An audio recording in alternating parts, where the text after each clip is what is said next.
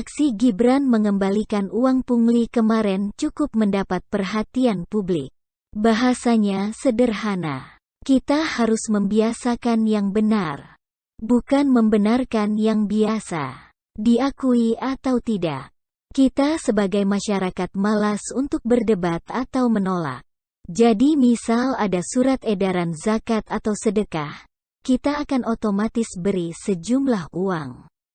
Karena kalau bilang gak ada, tidak bisa. Atau bahasa penolakan lainnya, urusannya jadi panjang lebar. Dan masih juga beresiko mendapat perlakuan tidak baik dari para pejabat-pejabat desa. Misal kalau kita butuh untuk mengurus surat-surat, jadi diperlambat dan seterusnya. Apa yang dilakukan di Solo mestinya juga dilakukan oleh kepala daerah yang lain. Karena fenomena pungli atas nama zakat dan sedekah ini ada di hampir seluruh wilayah di Indonesia. Sudah jadi kebiasaan, sampai kita tidak tahu kalau itu pungli, korupsi dan tidak dibenarkan di Indonesia. Gibran yang lebih muda dari saya itu mampu menyihir masyarakat Indonesia dengan pesonanya. Sampai urusan uang 50.000 dikembalikan. Dan entah kenapa, tiba-tiba saja kita teringat dengan Presiden Jokowi. Mirip, aksinya selalu mengejutkan. Hanya bedanya, Gibran sudah lebih dulu punya panggung. Dia tidak benar-benar memulainya dari nol. Jokowi untuk mendapat perhatian publik, butuh waktu sekitar 6-7 tahun.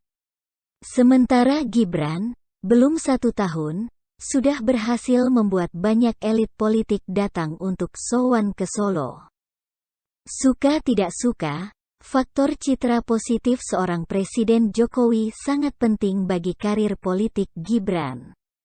Seperti citra positif Bung Karno yang kemudian menurun pada Bu Mega. Begitu juga sebaliknya. Seperti AHY misalnya. Sebagai anak SBY, yang dulu gagal menjadi presiden dan hanya meninggalkan Candi Hambalang dengan 1001 kasus korupsinya. Itu membuat AHY susah berkembang dan menunjukkan kemampuannya itu pun kalau ada. Meski begitu, Gibran juga punya modal sendiri, yakni mampu merespon keluhan masyarakat menjadi sebuah aksi atau jawaban. Ini bukan soal nominalnya yang cuma 50.000 atau 100.000 rupiah. Ini tentang cara seorang wali kota melindungi warganya dari aksi lurah yang ugal-ugalan. Tentang memutus kebiasaan jelek yang menjengkelkan. Juga tentang memberikan keberanian untuk melawan oknum-oknum aparat yang korup. Saya kurang tahu nasib Gibran akan seperti apa ke depan. Saya bukan dukun, tapi jika melihat kenyataan hari ini, Gibran adalah wali kota paling populer di Indonesia, yang setiap kebijakannya menjadi pusat perhatian tingkat nasional. Kalau salah, Gibran akan dihujat se-Indonesia. Tapi kalau benar, dia juga akan dielukan secara nasional.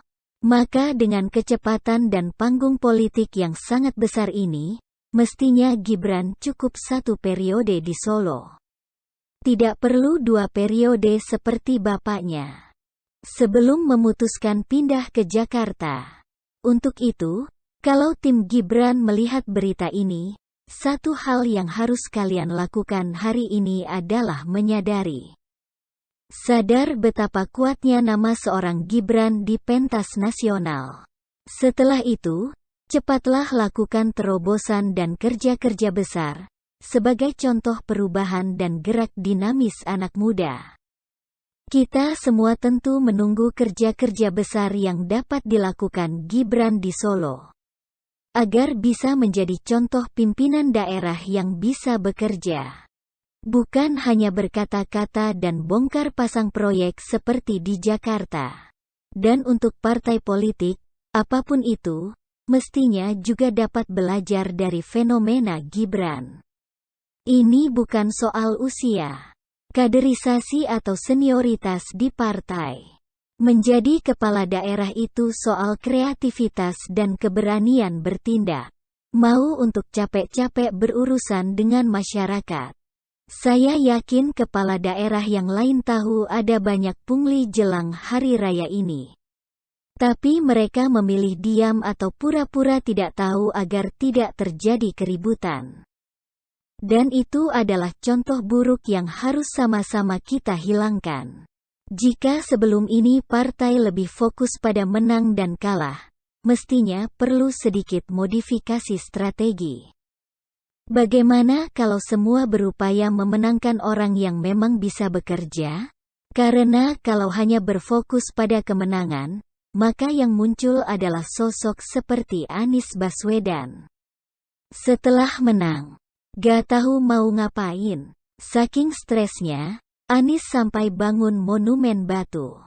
Sekali lagi, untuk Gibran dan tim saya ucapkan selamat bekerja, selamat menggebrak Indonesia.